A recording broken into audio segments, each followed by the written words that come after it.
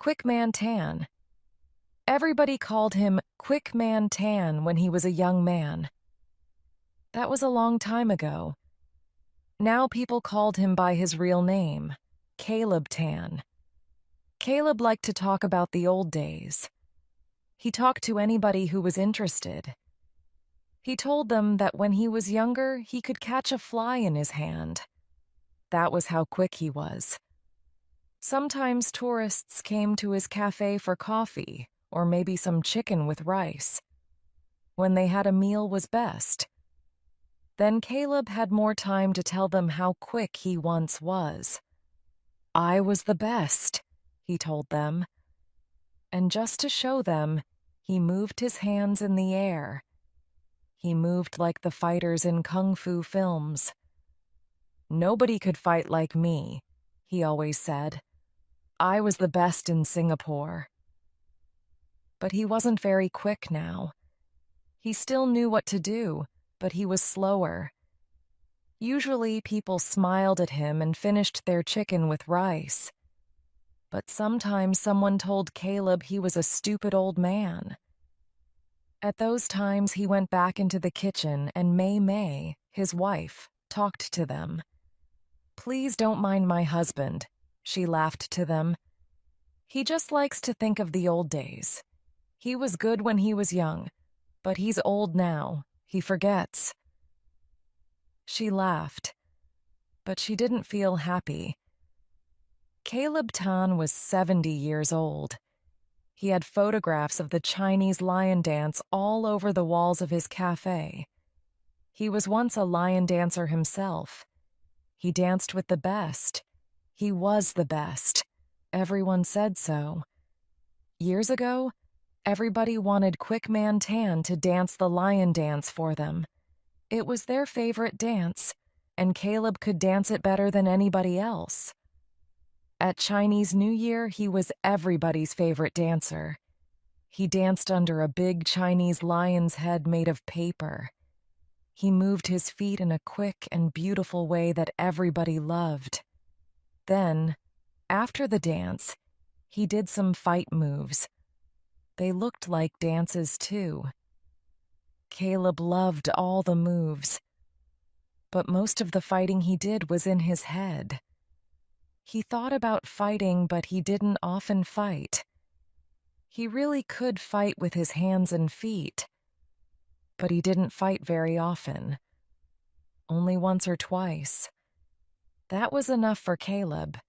He preferred to dance. He didn't really like fighting people, but he did like talking about it. That was what he liked to do now, talk about the old days. The cafe was his business, but all Caleb wanted to do was talk. As he got older, his hearing got worse and his voice got louder. Caleb talked to anybody who wanted to listen. Sometimes he talked when people didn't really want to listen. May knew that most of the things he said were not true, but Caleb believed it all. It was more real to him than his business was. To Caleb, his cafe was just a place where he could tell stories. But May knew they needed the cafe. It made them just enough money to live on. Sometimes Caleb did a lion dance with children who were interested. He was slow, but you could see how good he once was. All the children liked to see the old man. He was something from the old days. There were not many like him around now. Chinese New Year was always a busy time for everybody. It was one of the few times of the year when the cafe could do good business. May worked more than ever at New Year. This year, she really wanted Caleb to help her. She couldn't do everything. Sometimes people left the cafe after waiting too long for their food. All Caleb did was talk. People wanted their coffee and lunch, not his stories. For Caleb, Chinese New Year was his favorite time. He had lots of people to listen to his stories. Sometimes other lion dancers came to the cafe. Then he shouted with happiness as he told them how to dance, and of course, how he could dance better than anybody else. "You see, my friends?" called out Caleb to a table full of bored tourists. "It's all in the way you move, like a circle, like a wheel, like this." And Caleb then turned round with his hands in front of him. His hands went right into Mei Mei and what she was carrying. The food was for a table full of tourists next to him. Everything fell to the floor. Mei Mei did her best to help the tourists, but they left. Other people left too. For once, Caleb was quiet and helped her. Mei Mei was unhappy. "It's not right," Mei Mei told her husband that night. "While you tell your stories, I do all the work. There's too much for me and Henry to do." Henry was the cook. He was also their only son. He cooked everything. He was very good, but he had a lot to do in the kitchen. He needed someone to help him. Henry dreamed of having the cafe to himself one day. He was already 40 years old and still not married. There was no wife to help. There were no grandchildren to do little jobs. There was not enough money to pay for help. Henry was a little like his father. He had his dreams, but he kept his dreams about the cafe to himself. In his head, he was always far away while he worked. But now Henry was asleep. He couldn't hear his parents shouting. He couldn't hear Caleb tell Mei Mei to be quiet. He couldn't hear the hurt in his mother's voice. All Henry could hear was the sound of cooking in his dreams. The words Gong Shifa Chai were written in red and yellow letters all over Singapore. This was Chinese for Happy New Year. Sometimes old friends of Caleb and Mei Mei left Hong Bao in the cafe at this time. Hong Bao are little red bags, usually with money inside. People always did this at Chinese New Year. Sometimes people left money, sometimes not. But they always left something. Poorer friends left oranges in place of money. Oranges are lucky. But Mei Mei was pleased when they got money. They always needed money. This year they got a lot of oranges. Henry and Mei Mei wanted the cafe to do well this new year. Henry worked very hard. He cooked more good food than he usually did. Lots of people came to the cafe. And Caleb couldn't talk to all of them. Mei Mei smiled a lot. She was busy, but she was happy. Maybe business was getting better after all. This time, Caleb did try to help. He brought coffee and food to the tables. He smiled as he worked. But then a young father with his children asked about the lion dance photographs on the walls. Caleb stopped what he was doing. He started to talk. Mei Mei heard him, but she couldn't stop him. She was too busy. She wanted Caleb to get back to work before he did anything stupid. It was early afternoon, and there were lots of hungry people in the cafe. It was hot. But that didn't stop the rain. The rain started all at once. It came down and down on the roof of the cafe and made a loud, heavy sound. More people came in. They wanted to get out of the rain and have something to eat or drink. Caleb was happy. He could tell his stories while people stayed out of the rain. They could enjoy a good story while they ate their lunch. Why not? He thought it was good for business. A young father and his two small children listened as Caleb talked. And talked, and talked. They were getting hungry. Caleb started to show them moves from the lion dance. You turn, like a wheel. See, Caleb told them in a loud voice. His hands moved in front of him. His feet moved too. People were looking at him. Not all of them knew what he was doing. It just looked strange to them, and all the time the heavy rain fell. By this time the cafe was full of people, and all the tables were full. Some people were standing. They just wanted to be out of the rain. There wasn't much room for Mei Mei to do her work. People were talking and enjoying themselves while the rain fell outside. Then a large young man pushed his way into the cafe. He was wearing a big jacket and he was very wet. His right hand was under his jacket and a bag was in his left hand. It was a travel bag, the kind tourists use to put passports and money in. The man looked afraid and he looked around him all the time. By mistake, he pushed against a table. The man at the table was reading a magazine. "Hey, watch where you're going," said the man with the magazine in an angry voice. But the large young man brought his hand out from under his jacket. He had a dangerous-looking knife in it. He held the knife against the face of the man with the magazine. "You just shut your mouth," he shouted. "See this knife? Don't start anything." As the young man spoke, he turned around with the knife. He was talking to everybody in the cafe now. He sounded afraid. He looked dangerous. People put down their things and looked at him. They were all afraid. The cafe went quiet as the rain fell.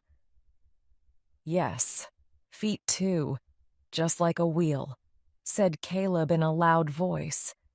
He turned as he spoke, and his foot moved quickly up into the air. His foot hit the big man's hand, and the knife flew up into the air. "Why, you stupid old man," the young man shouted. Caleb smiled. He remembered his old fighting moves. In a minute, the young man was on the floor. Somebody used a mobile phone to call the police. Soon they arrived and took the young man away in the rain. A few minutes later, the rain stopped. The newspapers were full of the story the next day. Quick Man Tan was once more in the news. The young man was a robber. The bag he had with him was a tourist's. That was why he ran to the cafe. He didn't want the police to find him. But he didn't know about Quick Man Tan, said the young father in the newspaper story. "I saw it all with my 2 children. He just moved his foot in the air and then the knife flew away. He was just like Jackie Chan in the films. The children will never forget this. He was great." There were lots of hong bao for Caleb and Mei Mei after that. All of them had money inside. There was a lot of money this time. With the money, Mei Mei found somebody to help with the cafe. Her name was Elizabeth, and she was a cook. Elizabeth and Henry worked very well together. People asked Caleb to teach the lion dance to children. So that's what he did all the time now. He got paid for it too. He didn't work at his cafe anymore. He left that to Henry and Mei Mei. But he was happy. Henry and Elizabeth got married a year later. The famous Quick Man Tan did the lion dance on that day. He wasn't quite so quick now, but nobody minded that. "Turn like a wheel," he laughed while he danced with the children. Like a wheel. The wheel on the wall. "Well, just take a look at that wheel," Earl Cooper said to Candy, his wife. "It must be much older than anything we have back home." When Earl Cooper traveled, he always thought of home. But there weren't many really old buildings in Texas.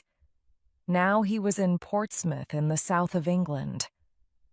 Portsmouth, Earl knew, was one of the best places to see old ships. Earl liked old things. They were staying at a pub which was very near to the sea. They could see lots of ships from the pub. That's why they liked it. Earl was looking at the wall outside the pub. The pub's name, the Old Swan, was on the wall. Next to the name was a wooden ship's wheel, and in the middle of the wheel was the name of a ship, HMS Swan.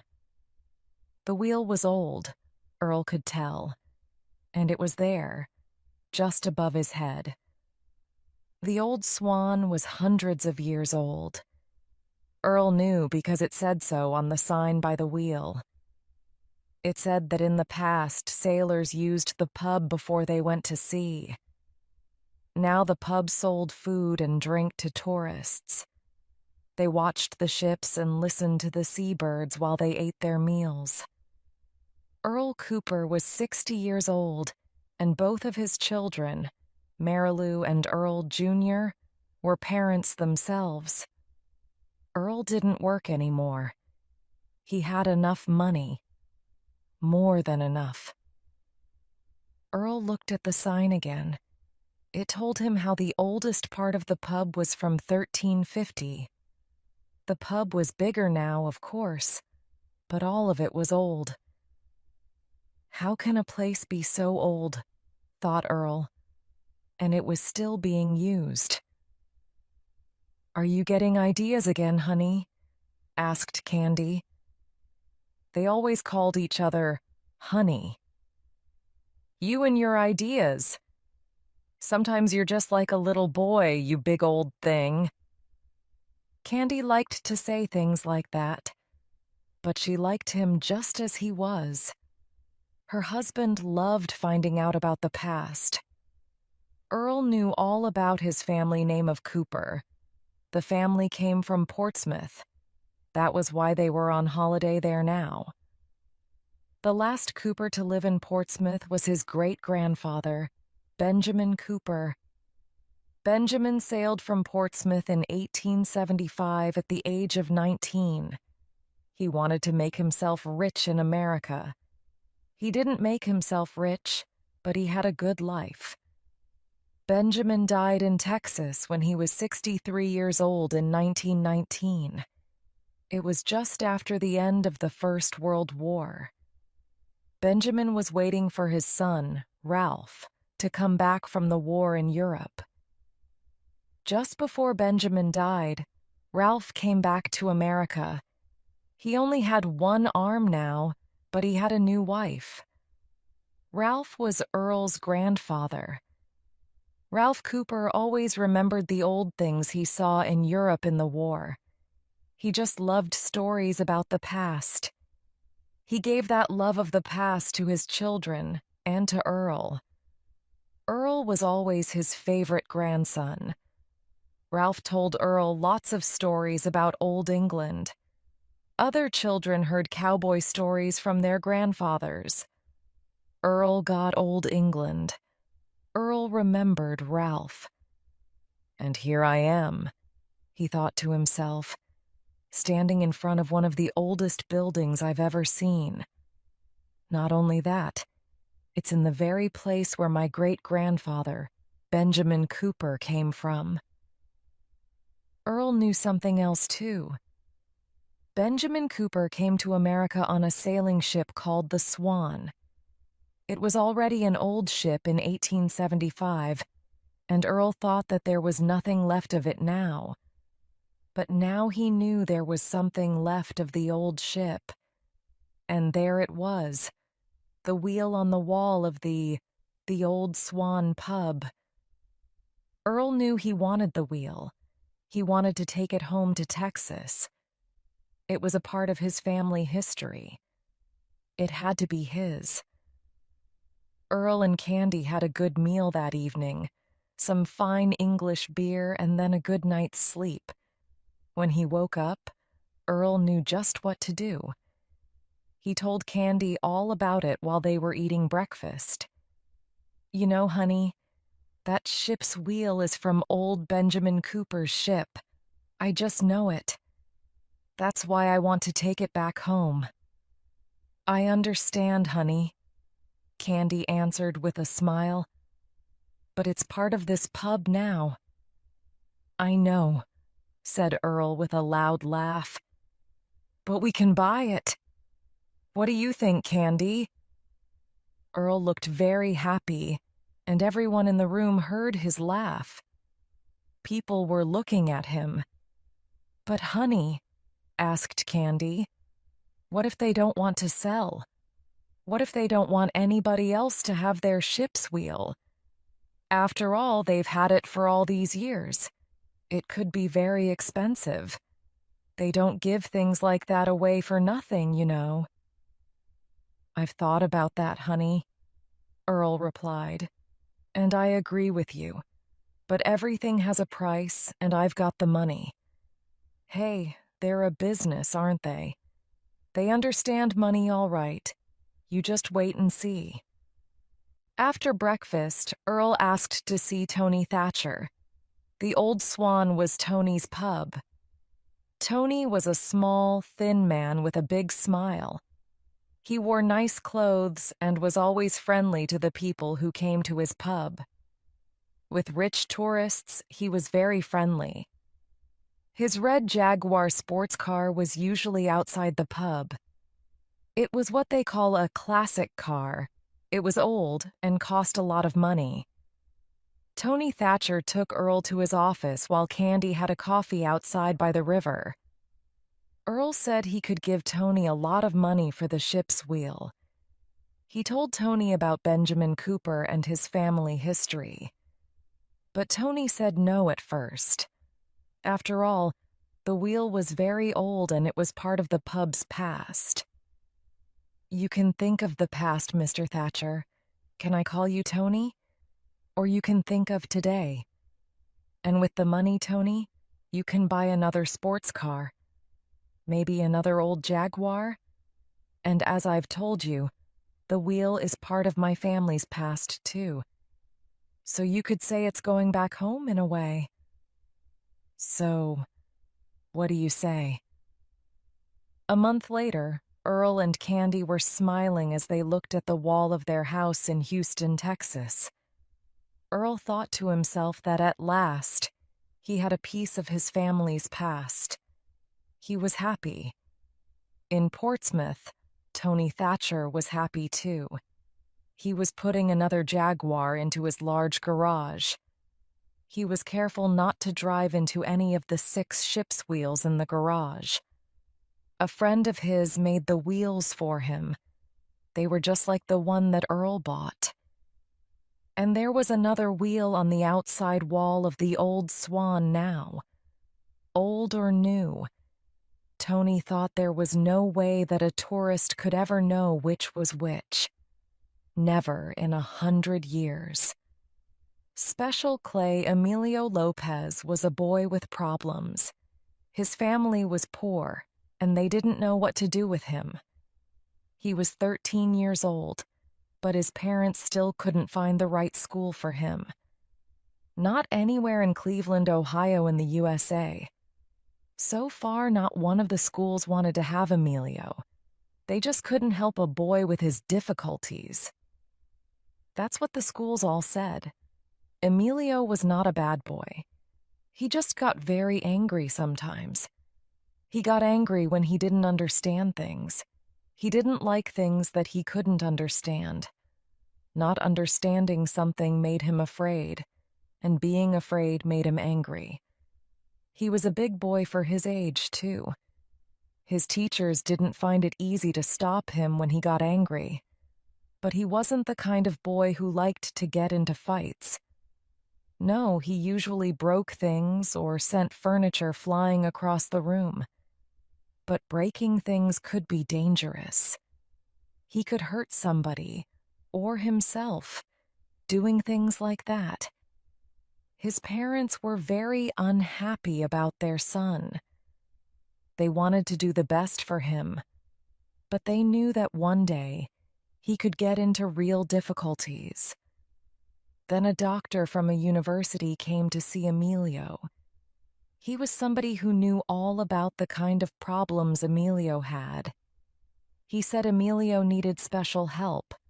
The doctor said Emilio needed to go to a special school where there were young people like him. The students lived at the school. His parents were pleased to hear that the school was free. It was also good for them for Emilio to be away from home for a while. His father and mother loved Emilio, but they also had 3 other children to look after. Emilio didn't say a lot, but everybody knew he was intelligent.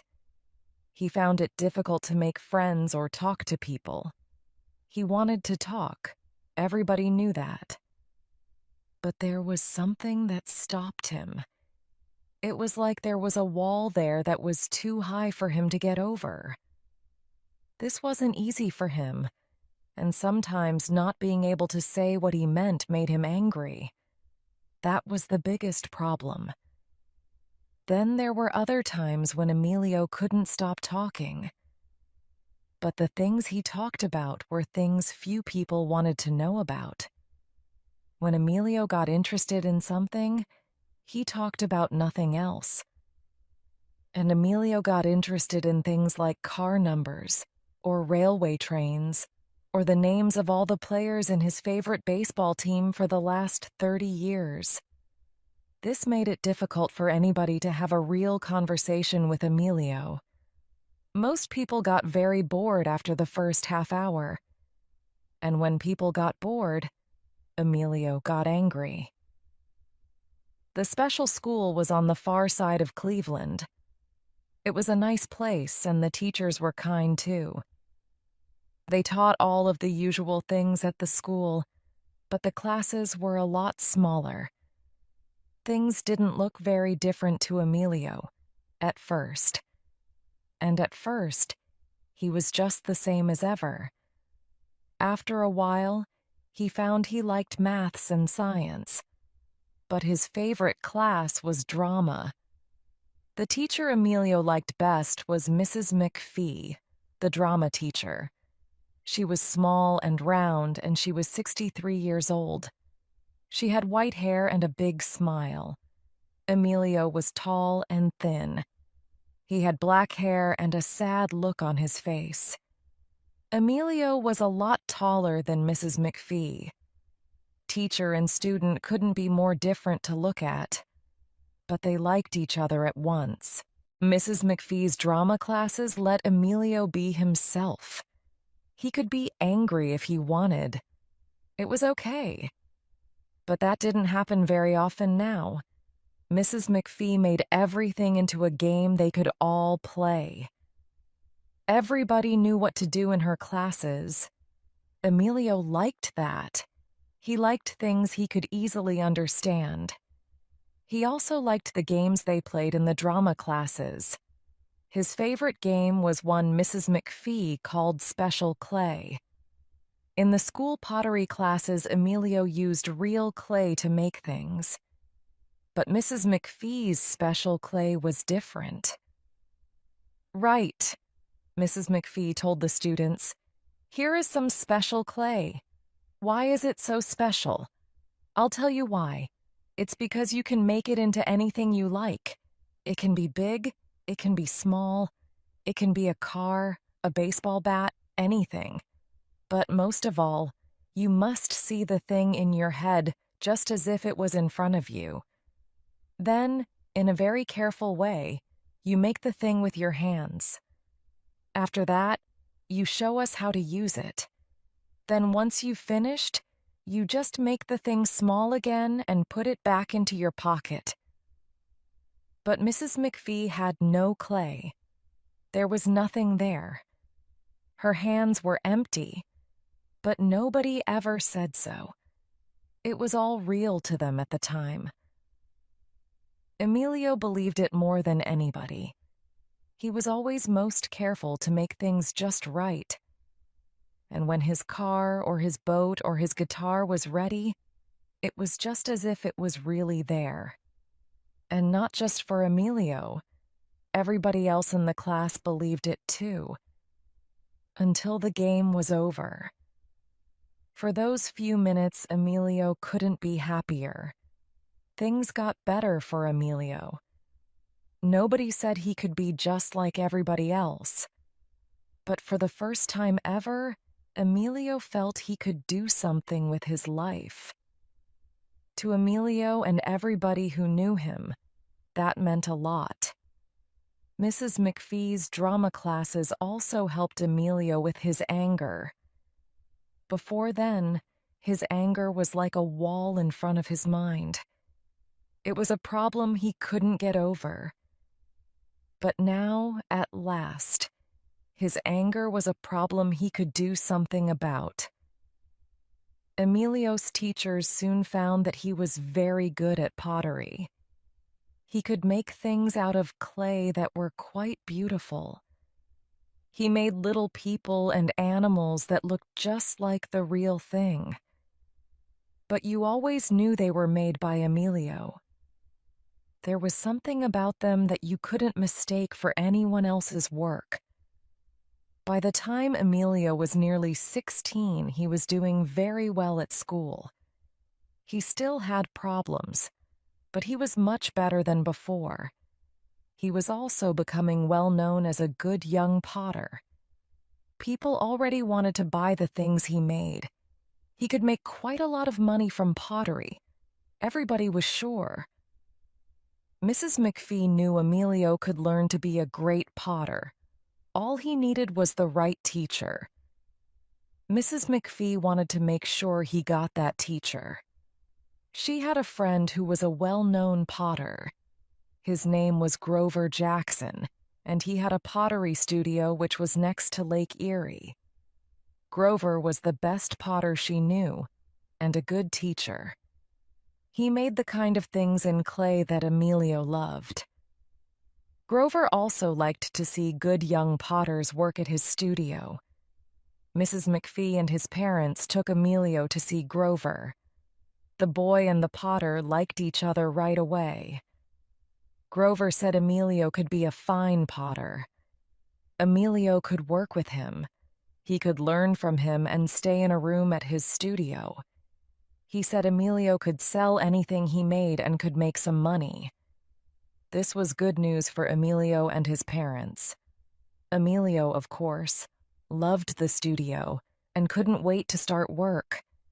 But first, he had to go home and get his things ready. Mrs. McPhee had a big green and white car. It was 30 years old, and people often told her to get a new car. But she never did. She liked old things. She said she could take Emilio and his things to Grover's studio in her old car. There was lots of room in it. Emilio's parents liked Mrs. McPhee and were happy for her to help. The day came at last when Emilio was ready to go. He knew how important this day was, not only to himself, but to his family as well. And of course, to his good friend Mrs. McPhee. Thanks to her, he wasn't just another boy with problems. That's what he thought, and he was probably right. Emilio still had some problems, of course. Talking to people still wasn't easy for him, but he could look after himself now. He could cook and clean, and knew how to drive a car. It was still early in the morning when Mrs. McPhee's old green and white car arrived. Emilio and his family were already waiting outside. His family were all feeling both sad and happy at the same time. Emilio felt the same way. He was sad to leave, but happy to go. Emilio put his few things into the car. After saying goodbye to his family, Emilio and Mrs. McPhee were off. The pottery studio was about an hour's drive away from Emilio's home. Everything was fine. Mrs. McPhee was a careful driver, and the day was warm. Soon they could see the blue waters of Lake Erie through the open windows of the car. But after a while, the waters of the lake began to turn gray. The sky became dark. It began to rain. Mrs. McPhee turned her car into the road that led to Grover's studio. She knew they were now only a few kilometers away. The rain didn't stop. It got worse. They closed all the car windows. Soon the heavy rain made it very difficult to see the road. Mrs. McPhee slowed down as she looked for a good place to stop the old car. But the young man in the fast sports car behind her didn't slow down until it was too late. The sports car hit the back of Mrs. McPhee's car. Both cars then came to a stop at the side of the road. Emilio was lucky. His seatbelt kept him safe. He looked at Mrs. McPhee. She was still wearing her seatbelt, but her eyes were closed. Emilio didn't know what to do. At first he felt angry like he did when he was at school. How could something this bad happen? Why now? But he knew he mustn't get angry. He must do something. But what? He got out of Mrs. McPhee's car and looked at the sports car. He saw that the driver was not much older than him. There was blood on the driver's face, and his eyes were closed. Emilio knew he must get help. Mrs. McPhee didn't have a mobile phone. She didn't like them. Did the young man have a phone with him? He looked. Yes. There was a phone on the floor of the sports car, but it was broken. At first, Emilio thought of waiting for another car to come and stopping it. But the road was quiet, and not many cars used it. It could be a long time before a car came, and he didn't have time. No, he must do something himself. The rain stopped. Emilio thought hard. Perhaps he could drive one of the cars. The sports car was no good, but Mrs. McPhee's car looked okay. Maybe he could take the young man and Mrs. McPhee to the pottery studio in it. Grover Jackson could get help for them then. Emilio looked carefully at Mrs. McPhee's car. One of the back tires was no good. The other tires looked okay. He didn't know how badly hurt the sports car driver and Mrs. McPhee were. He must get them to Grover's studio. But how? He needed one more wheel, but there wasn't one. He felt his anger again. Then Mrs. McPhee's voice spoke to him inside his head. You must see it in your head, just like it was in front of you. Then, in a very careful way, you make it with your hands. Of course. All his anger was gone. He knew what to do. When Grover Jackson saw young Emilio Lopez driving Mrs. McPhee's car up to the pottery studio, he knew something was wrong. He called for help right away. 15 minutes later, Grover and Emilio were talking to two policemen. Mrs. McPhee was getting into an ambulance. The young man from the sports car was all right, thanks to Emilio. The police all said that Emilio was a fine young man. Emilio was trying to tell them what happened. They were asking him a lot of questions. One of the policemen said that you could not drive Mrs. McPhee's car with only 3 wheels. But Grover was sure he saw 4 wheels on the car when it arrived. The policeman said, I'm sorry, sir, but there are only 3 wheels on the car. But Grover just knew he saw 4 wheels on the car. Yet when he looked again, he saw only 3 wheels. Why was that? What happened? Could Emilio tell him where the 4th wheel came from? Where was it now? Hey, Mrs. McPhee shouted from the ambulance. She was fine, but she wasn't going anywhere without seeing Emilio first. She told the police that the hospital could wait a little longer for her. Emilio wasn't the kind of boy to put his arms around people he liked. He just gave a big smile when he saw her. The smile told Mrs. McPhee all she needed to know. Grover put his arms around her and laughed. Grover told Mrs. McPhee about the fourth wheel. She looked very interested, but said nothing. Then Grover asked Emilio about the wheel. Emilio answered by putting his hand on his pocket. Emilio knew the car needed another wheel. Then he remembered Mrs. McPhee's drama classes. You must see it in your head just like it was in front of you. Then, in a very careful way, you make it with your hands. All it needed was for him to believe. So he made the wheel. And he did believe in it. And it did work, just like she told him. And when the job was finished, he put it back into his pocket. So Emilio spoke just 2 words to answer Grover. Grover Jackson thought he knew a lot about clay, but he didn't understand the answer Emilio gave. Emilio knew. He and Mrs. McPhee knew. They both laughed as they said the words again together. Special clay. The Trishaw Man. Gregory Lim was only 13 years old, but he was the best student in his class. All his teachers said he was doing very well. Singapore needs young people like him, they said. He'll go far. But Gregory wasn't very good at sport. He wasn't bad, but he wasn't good. It wasn't important, not really. He was intelligent, but he wasn't strong. Gregory's father, Thomas Lim, was strong, very strong, and he loved his son. No father could feel better about his son than Thomas did. He was always thinking about his only child. Thomas drove a trishaw, and he worked for many hours a day. He drove people around on a 3-wheeled trishaw bicycle. The bicycle pulled a seat for 2 people. It had a kind of big umbrella at the back. This went over the seat to keep the sun out of people's eyes.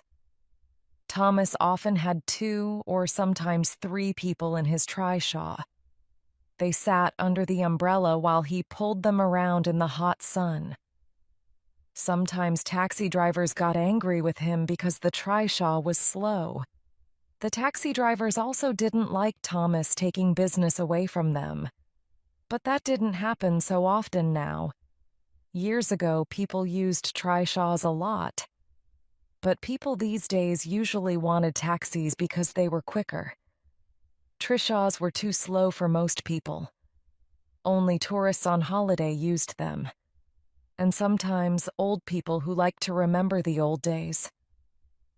Thomas often had to work well into the night to make enough money to live on. Gregory's mother, Anita, liked to think of her son as she worked at a fish shop. Every time she cleaned a fish or put a kilo of prawns in a bag, she thought of her only child. She didn't mind all the hard work and the smell of the fish on her skin. It was all done for her son. The money from Anita's job at the fish shop helped to pay for Gregory's school things. Yes, it was a hard life for Thomas and Anita, and everything they did was for their son. Gregory was going to get a good job and look after them when they were old. Gregory went to school by bus. He hated it when other students arrived at school in taxis or cars. The rich students came in their father's new Mercedes or comfortable taxis. He was the best student, but it was the others who had money. That's how Gregory saw it. They were the ones with nice new clothes. They played computer games. They ate hamburgers at expensive fast food restaurants when they wanted to, and everybody knew his parents were poor. That's what Gregory hated most. They all knew his father drove a trishaw. Everybody saw his father pulling tourists around in the hot sun. Could there ever be a worse job than that? Why, driving an old taxi was better than driving a trishaw. Gregory wasn't the only one from a poor family. Many other students also had two working parents, but their fathers had better jobs than his father. They didn't work in the hot sun, and they wore nice clothes. They got paid every month. Gregory loved his father. He knew how hard he worked. If only his father had a different job. Gregory was an A student, but his father was a poor trishaw driver. It was all wrong. No, Gregory never forgot what his father did, but he often wanted to. "Aya," said Thomas to himself as he pulled the trishaw up a hill. There were two heavy tourists in the back, and the roads were full today. It was National Day, a holiday in Singapore. It was very busy, and everybody was having a party. People were out in the streets. The red and white colors of Singapore were everywhere. It was a good time for business for Thomas. Cars were slow on the busy roads. This was one of the few times that Thomas's trishaw could be quicker than a car. It was a good time to make money, but it was hard work. After all, he wasn't getting any younger. His two tourists wanted to see the famous Raffles Hotel. It was a favorite place for tourists. On that day, there was another visitor to the hotel, a beautiful and very famous film star called Diane Troy. She was making a film in Singapore. Diane was having a day off from filming and wanted to rest. But she had lots of fans who wanted to see her. Everybody knew Diane Troy was staying at Raffles. The street outside the hotel was very busy. People were there for National Day and also to see their favorite film star. There were hundreds of people all around the front of the hotel. They all wanted to see Diane Troy. The fans were happy, but after a time they felt uncomfortable.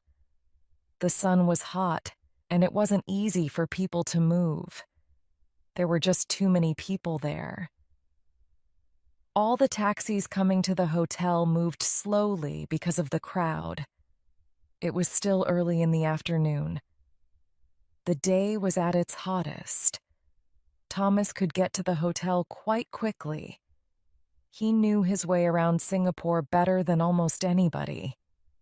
He knew all the shortest ways that cars were too big to use, and it was easier for a trishaw to move through lots of people.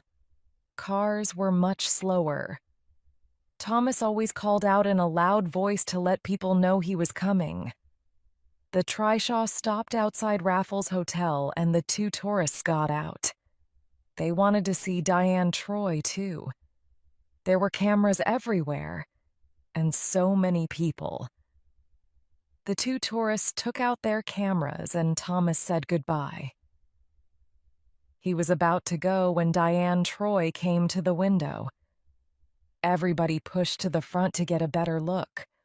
All the people were very close together. Diane Troy smiled and waved to the fans, and they shouted back. Then Thomas saw something at the front of the crowd. A woman was calling loudly for help. But why? Then he saw why. The woman was trying to stop a young girl from falling. It wasn't easy with all those people around them. The girl was about 12 years old. Both the woman and the girl looked like tourists. "My daughter!" the woman shouted. "A hornet stung her. Please help me. She needs a doctor quickly." There were shouts from the people around her. They all knew that hornets in Singapore are very dangerous. Hornets can kill children or old people. Everybody is afraid when they see the big black and yellow insects. But the nearest hospital was far away. The woman couldn't walk through the streets carrying the sick child. Certainly not when the streets were as busy as this. A taxi was too slow in these crowds. But Thomas knew what to do. Gregory Lim felt very pleased. He was looking at a page from the Straits Times, Singapore's biggest newspaper. Lots of students were looking at it. The page was up on the school wall. Gregory smiled as the students read the newspaper story on the wall. That was his father they were reading about. His father, the trishaw driver. Beautiful thing. Beautiful, very, very beautiful. Where did you find it? The professor asked. Well, I said, I didn't really find it. It found me. Professor Selkirk looked very happy, and I was feeling happy myself. I've been at university for 2 years now, I thought, and this is the first time he has said something nice to me. Okay, I know all the other students have found interesting things, but not me. I never found anything. Not until now. Now I was, at last, someone he was interested in. The professor smiled at me. He had quite a nice face, really. Old, but kind. You have to be a real archaeologist to find something like this, Polly, the professor said. Polly? He usually calls me Miss Hopkins. He must really like what I've found, I thought to myself. Yes, he went on. A real archaeologist sees right away what something is. That's what we're here for. We're here to study things from the past, things we find in the earth. We can learn important things if we know how to look. So, how did this beautiful thing find you? I looked again at the beautiful thing he had in his hands. It was round and as big as my hand. It looked like a little wheel from something. A thin, silver-colored wheel. It was dirty, but you could still see its lovely silver color, like a CD. But there were lines on it. Was it writing of some sort? Maybe. It was strange, I said. I mean, I wasn't looking for anything unusual. Then, all at once, it was there at my feet. I know that sounds stupid, but that's how it happened, really. That's okay, Polly. We archaeologists know what that means, don't we? The professor said. My face told him that I didn't know. It's what we call the nose. He laughed. The nose is the feeling you get when you know something is important. It doesn't look important at first, but it is. That's when you really know archaeology, when you can do that. It's really wonderful. It was nice that the professor thought I had the nose, but I knew I didn't. No, the silver disc really did come from nowhere. It was just like it decided to find me. But I couldn't say that to the professor now. Not when he just said I had the nose. So, what do you think it is, Professor Selkirk? I asked.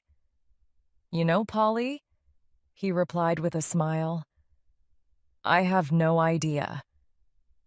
I couldn't believe what I was hearing. I mean, I always thought the professor knew everything. Why didn't he say it was Roman or something? After all, he's the professor of archaeology here, not me. Is it Roman or something? I asked. I was trying to help. Well, Polly, I've never seen anything like it before. I think I'll have to ask some people to take a look at it. You know, this really is very, very beautiful. So, no Romans then. What about the lines on it? I asked. Is it some kind of writing? Maybe, he said. I'm afraid I just don't know. All I know is that it's old. It has to be. How do you know it's old? I asked again. It was unusual for me to ask so many questions. Maybe it's some kind of CD or something. Then they were making CDs about 2,000 years ago. He answered in a quiet voice. You see the earth around it, Polly? Look at the color. This disc hasn't seen the light of day for hundreds, thousands of years. Anybody can see that. This thing is older than it looks. And anyway, there's no hole in the center. And CDs all have a hole in the center, don't they?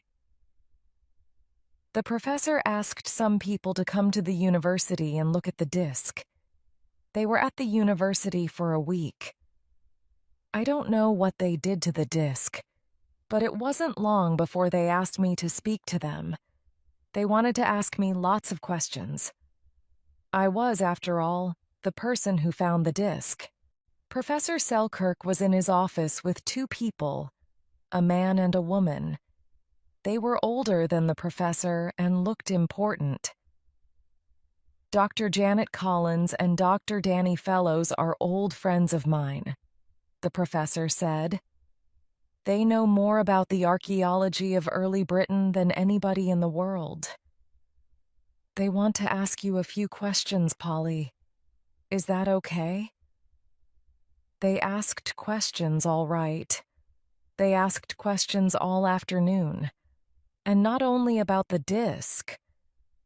3 hours of questioning later, they knew more about me than I did. They were very nice about it, and they never made me feel uncomfortable. But by the time they finished, my life was like an open book to them. Were they really just archaeologists? Do you mind if we take some DNA from the inside of your mouth? Asked Dr. Collins in a friendly voice. It won't hurt. DNA? It's everywhere in our bodies. It's what makes each of us different. They can find DNA in just one hair, and everybody has different DNA. Of course not, I said. I was sure there were things that they weren't telling me. Still, I did as they asked. Why not? It's okay, Polly, said Professor Selkirk. They asked for my DNA too. They want DNA from all the people who have had the disc in their hands. So where is the disc? I asked. I'd like to see it again. Oh, you will, Polly, said the professor. But we want to look at it for a little longer first. How long? Just a day or two. No time at all. Dr. Fellows replied with a smile. Then we'll talk again. I just couldn't sleep. All I could do was think about the disc. What was it? Why did it mean so much to me? I knew it was unusual for a student to find something important. But there was more to it than that. I knew that, in some way, the disc wanted me. Like it was calling out to me. I know it sounds stupid. After all, how can something thousands of years old speak to you? I didn't do much studying. I tried, but I couldn't do it. All I thought about was the disc, about how beautiful and strange it was. I didn't really think it was Roman. I didn't think that anybody knew anything about it. That's why the professor's friends asked me so many questions, because they didn't know much themselves. I was sure of that. 3 days later, I was having breakfast in the university cafe, as usual. It was only 8:30 in the morning. There were still 30 minutes to go before my first class. It was about Roman buildings. I usually have breakfast with other students and talk to them. Today, I chose to eat alone and read a book about the Romans. I was just getting to one of the more interesting bits when there was a hand on my shoulder. At first, I thought it was one of my friends. "Sorry, can't talk. I'm reading," I said, not looking up from my book. "It's nice to see you working so hard, Miss Hopkins," said a voice I knew. But it wasn't another student. It was Dr. Fellows. Dr. Collins was with him. They both laughed. "But today you can stop for a little," said Dr. Collins. "We have some important things to talk about. But not here. Let's go to the professor's office." Professor Selkirk's office wasn't very big, and it looked a little strange. It was quite a new office with computers and other new things. But everywhere you looked, there were things from the past next to them. And there was the professor sitting at his desk. The disc was on the desk in front of him. He smiled. But the look in his eyes told me he had something important to say. I felt hot in that small room with 3 other people. "Polly, please sit down." We all sat down, me in front of the professor's desk and the others behind it. I felt like a little girl at school again. I waited for somebody to speak. "You said the disc looked like a CD," the professor began. "Dr. Collins thinks that perhaps you are right, Polly." I didn't say anything, but my mouth opened. I closed it quickly. "You see," Dr. Collins said, "we didn't understand what the lines on the disc were at first. We looked at the disc in all kinds of ways. We looked at the earth from the disc, but we found nothing. Then last night the disc was on a desk next to a computer," said Dr. Fellows. "When we turned the computer on, something very strange happened. The lines on the disc changed. We all saw it. It was almost like the disc knew about computers, like it wanted to speak to us." "So, what did the disc say?" I asked. "See for yourself," replied the professor. He gave me the disc, and I looked at it carefully.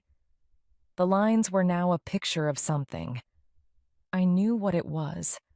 I remembered it from school. It was a picture of DNA. "I can see you know what it is." Dr. Fellows smiled. "But this DNA, the one in the picture, is rather different. It isn't from the professor or from us. It isn't from anybody else at the university, except you. You see, Polly, this is a picture of your DNA. And what's more," Dr. Collins began, but the professor spoke before Dr. Collins could finish. "Perhaps this isn't the right time. Polly has heard enough for now, don't you think?" "No, Professor. We have to tell her," Dr. Collins answered. "And now is a good time to do it." I didn't like the sound of this. "Tell me what?" Dr. Fellows spoke now. "You see, Polly, the DNA in the picture is yours. There's no mistake about that. But there's something else." "And what's that?" I asked.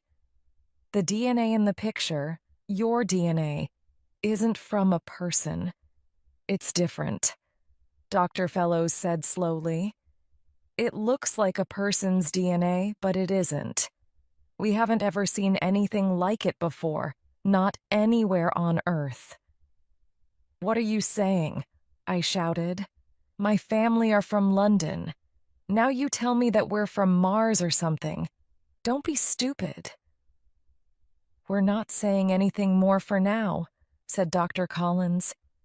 "Maybe the disc changed your DNA. Maybe not. We don't know. But we need you to stay with us. That's the only way we'll find an answer." "Stay with you?" I asked. "What do you mean? Where? For how long? I mean, I have work to do." "It's all right, Polly," said the professor. "I've already spoken to the university. You can have all the time you need. They understand." "Do they?" I answered. I was feeling rather angry with them. "I'm not sure I do. Are you saying I can't go home until you find answers to all this? Do I have to stay here until you can read an old CD?" Of course, I didn't really think of the disc like that. But I like going home to my flat, and I like going out with my friends. I don't like being told what to do or where to go. Who are they to stop me from doing these things? "That's just what we are saying," said Dr. Collins. I didn't like the way she said it. Her voice wasn't so friendly anymore. And the disc is something we don't understand yet. It could be something we've never seen before. "It's not my problem," I shouted as I got up from my chair. "I'm me, a student. I'm not from Mars. I'm going home now and nobody is going to stop me." And nobody tried to stop me. Not until I opened the door and found two large men there. "Excuse me," I said. I tried to get past them. It was like trying to walk through a wall. I looked back at the professor. His face looked sad. Perhaps he couldn't do anything about any of this. I didn't know.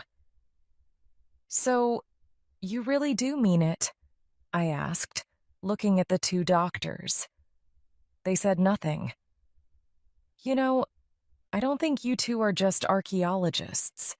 You're not, are you?" "We are," said Dr. Fellows. "But we do other important things too. Now I think it's best if you come along with us." I'm not usually the kind of person who gets angry easily. But this time I couldn't stop myself. I went over to the table and took the disc in my hands. I did it before anybody had time to stop me. "It's all because of this little thing," I told them. "So I'm taking it." They all stood up. They all told me to be careful, that there was no need to be angry. I wasn't listening to them. "I'm going to walk out of that door. Try to stop me and I'll break this stupid disc in two." I didn't really know how to break it, but they didn't want me to try. The two large men at the door also looked very uncomfortable. Then the strangest thing happened. The disc in my hand sent out strong light, like a little sun. I couldn't look at it, but it wasn't hot. I closed my eyes. A second later, I opened my eyes again and looked at my hand. My hand was empty. The disc was gone. The next week, they let me go back to my studies. The strange thing was, they couldn't find anything different about my DNA anymore. They couldn't understand it.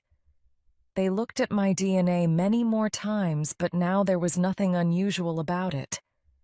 After a while, they said it was all a mistake. Anyway, they let me get back to my flat and my friends. And the disc? They said it wasn't really old or unusual after all. Really, the disc was nothing more than a CD.